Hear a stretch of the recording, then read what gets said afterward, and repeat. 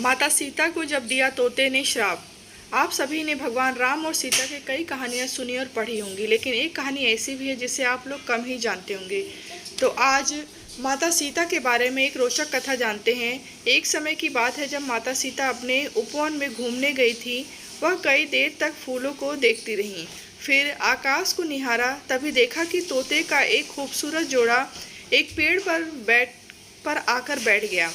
तोता और तोती ने पेड़ पर बैठते ही बातें करना शुरू कर दी। तोती बोली, क्या आपको पता है स्वामी कि अयोध्या में श्री राम जी का जन्म हो चुका है? यही तो श्री राम जी हैं जिनका विवाह सीता माता से संपन्न होगा। तोता ने उत्तर दिया, हाँ पता है, रामचंद्र जी का जन्म सीता माता से होगा। यही रामचंद्र इस धरती पर 11,000 वर्ष तक राज भी करेंगे। सीता जी के पिता राजा जनक स्वयंवर रचाएंगे। इस स्वयंवर में खूब सारे राजा महाराजा दूर दूर से आएंगे।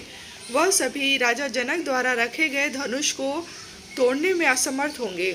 फिर दशरथ के पुत्र श्री राम उस धनुष को तोड़ेंगे और सीता जी उनको वरमाला पहना देंगी। सीता जी उनकी बातों को ध्यानपूर्वक सुन रही थीं। सीता जी को बहुत ही उत्सुकता हुई अपने भविष्य को जानने की। वह उन दोनों के पास गईं। जब उन दोनों ने सीता माता को आते हुए देखा तो वह दोनों डर गए।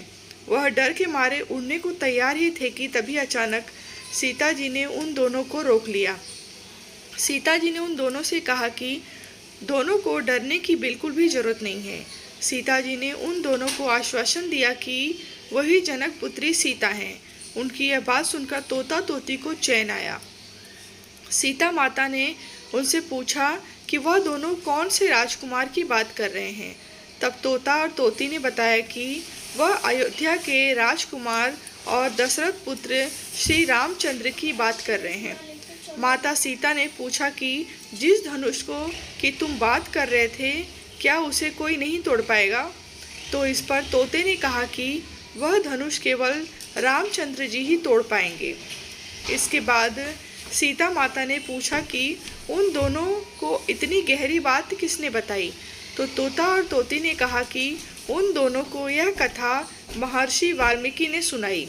सीता जी ने उन दोनों से कहा कि वह दोनों उनके महल में ही रहकर उनके भविष्य के बारे में बताएं।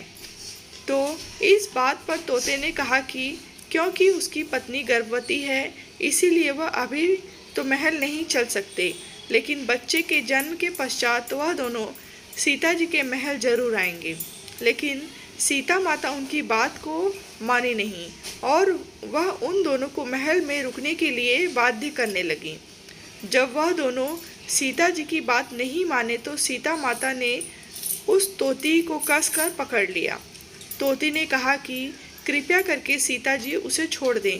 तोते ने भी बहुत गुहार लगाई पर सीता जी नहीं मानी। वह तोती को अपने राजमहल ले जाने के लिए अड़ गईं। तभी तोती ने कहा कि वह आखिरी बार कहती है कि उसे सीता जी छोड़ दे, वरना वह उन्हें श्राप दे देगी। इस बात पर सीता जी ने कहा कि राजकुमारी को कभी श्राप नहीं लगता। अंत में तोती ने श्राप दे ही दिया। तोती बोली कि जैसे आज एक गर्भवती को अपने पति से अलग रहने के लिए बोला जा रहा है, ठीक वैसे ही सीता जी को भी अपनी गर्भावस्था में अपने पति से अलग रहना पड़ेगा। श्राप देने के तुरंत बाद ही उस तोती ने दम तोड़ दिया। तोते को अपनी पत्नी का बिछुड़ना सहन नहीं हुआ।